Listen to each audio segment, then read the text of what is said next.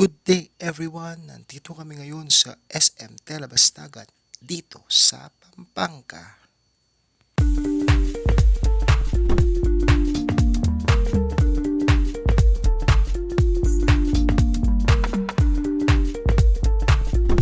Nandito kami ngayon sa second floor ng SMT dito sa Pampanga para maghanap ng charger ng aking laptop.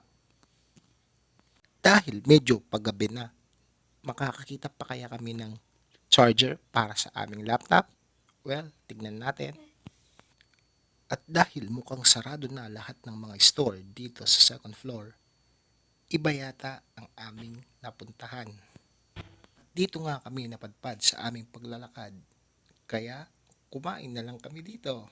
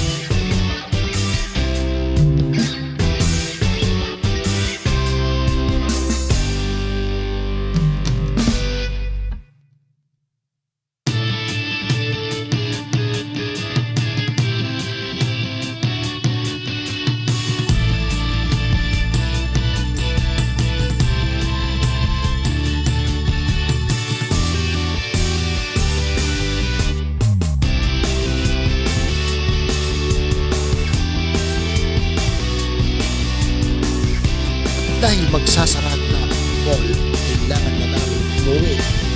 See you sa next vlog. Bye-bye!